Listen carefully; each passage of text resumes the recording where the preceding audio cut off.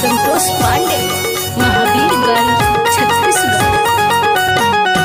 वंदना धरती और आसमान के, वंदना धरती और आसमान के, कोटि कोटि नमन, कोटि कोटि नमन, कोटि कोटि नमन करिले भगवान के, कोटि कोटि नमन करिले भगवान के, कोटि कोटि नमन करिले भगवान के, कोटि कोटि नमन करिले भगवान के, कोटि कोटि नमन।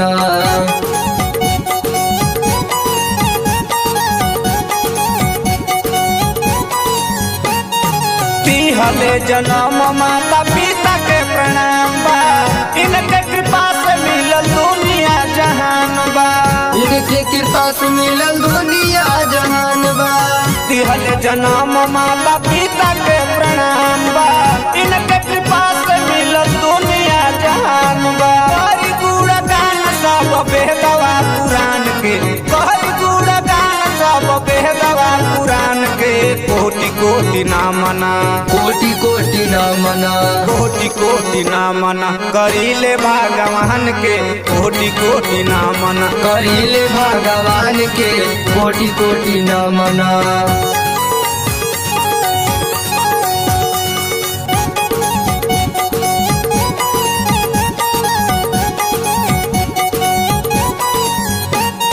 गौरी गणेश संग शारदा भवानी के, भोला महेश गौरा महारानी के, भोला महेश गौरा महारानी के, गौरी गणेश संग शारदा भवानी के, भोला महेश गौरा महारानी के, पहिला चरण सब दुनिया जहान के, पहिला चरण सब दुनिया जहान के, कोटि कोटि नमन, कोटि कोटि नमन, कोटि कोटि नमन प्रभु श्री राम के, कोटि कोटि नमन वीर हनुमान के, कोटि कोटि नमन।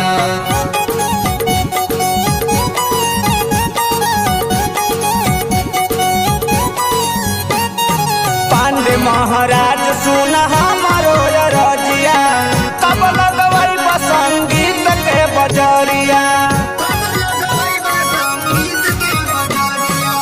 पांडे महाराज सुन हमारो रजिया, कब लगवै संगीत के बजरिया।